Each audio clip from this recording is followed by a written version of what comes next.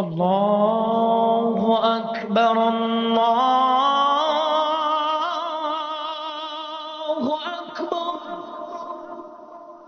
ভাবুন তো, আপনি সুন্দরভাবে নামাজের জন্য দাঁড়িয়েছেন, তারপর তাকবীরে তাহারিমা বললেন আল্লাহু আকবার। এটাই তো আপনার আর আল্লাহর সরাসরি সংলাপের মুহূর্ত, তাই না? কিন্তু জানেন কি, কখনো কখনো এটি ছোট্ট শব্দ, একটা অনর্থক নড়াচড়া অথবা একটুখানি অসচেতনতা আপনার সেই নামাজটাকেই পুরোপুরি নষ্ট করে দিতে পারে। রাসূলুল্লাহ সাল্লাল্লাহু আলাইহি ওয়াসাল্লাম বলেছেন, নামাজ ইসলামের একটি স্তম্ভ, যে এটি প্রতিষ্ঠা করে সেই ইসলাম প্রতিষ্ঠা করে।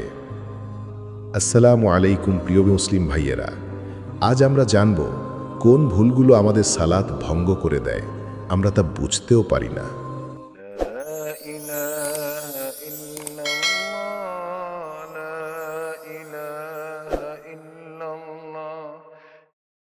সালাতে কথা বলা।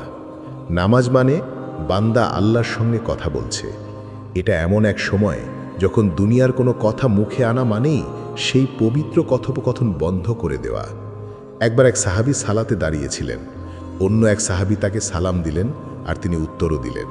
পরে রাসূলুল্লাহ সাল্লাল্লাহু আলাইহি ওয়াসাল্লাম বললেন, এই নামাজে মানুষের মধ্যে কথাবার্তা নেই, এখন নামাজে কেবল তাসবিহ, তাকবীর ও কুরআন তিলাওয়াত আছে। অর্থাৎ সালাতের সময় যদি কেউ জাগতিক কিছু বলে ফেলে, যেমন আলহামদুলিল্লাহ, ইন্না লিল্লাহ বা অন্যের সাথে কোনো কথোপকথন, তাহলে নামাজ ভেঙে যায়। সুতরাং সালাতে মুখ বন্ধ, মন খোলা, শুধু আল্লাহর কথাই ভাবব। কান্না। কেমন কান্না সালাত ভাঙে আর কেমনটা বরকত আনে? অনেকেই প্রশ্ন করেন, নামাজি কি কাঁদলে সালাত ভেঙে যায়? উত্তর হলো, যদি কাঁদেন আল্লাহর ভয়ে, জাহান্নামের আতঙ্কে বা জান্নাতের আশায়, তাহলে তা আপনার সালাতকে আরও সুন্দর করে দেয়। হাদিসে আছে, রাসূলুল্লাহ সাল্লাল্লাহু আলাইহি ওয়াসাল্লাম নামাজে এমনভাবে কাঁদতেন যেন হাঁড়িতে পানি ফুটছে। কিন্তু যদি কেউ দুনিয়ার কারণে কাঁদেন, যেমন ব্যথা, শোক বা ক্ষোভে, তাহলে সেটা সালাত ভেঙে দিতে পারে। তাই মনে রাখুন, আল্লাহর ভয়ে কাঁদা ইবাদত, কিন্তু দুনিয়ার কষ্টে কাঁদা বিভ্রান্তি। অতিরিক্ত নড়াচড়া বা আমলে কাসির। আমরা অনেকেই নামাজে দাঁড়িয়ে দাঁড়িয়ে চুল ঠিক করি, জামা টানি, ঘড়ি দেখি, কখনো কখনো পকেট থেকে ফোনও বের করি আর ভাবি এতে কিছু হয় না। কিন্তু আলেমরা বলেন, যদি কারো নড়াচড়া এত বেশি হয় যে বাইরে থেকে কেউ দেখে ভাবে এই মানুষটা নামাজে না, তাহলে সেটাই আমলে কাসির এবং এতে নামাজ বাতিল হয়ে যায়।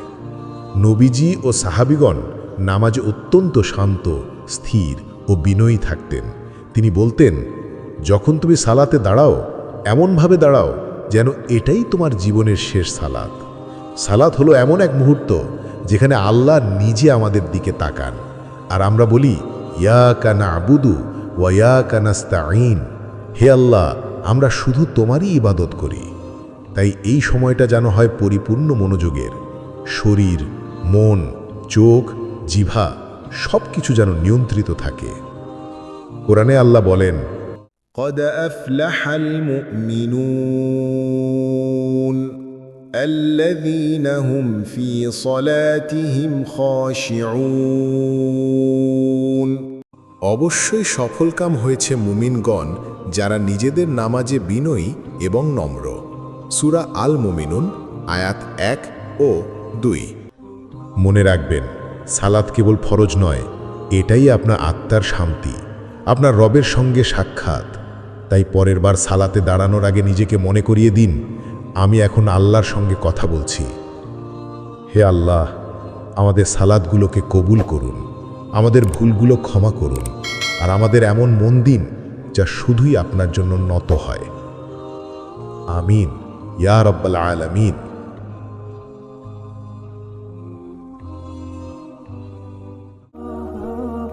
ইব্রাহ হুইসপারার।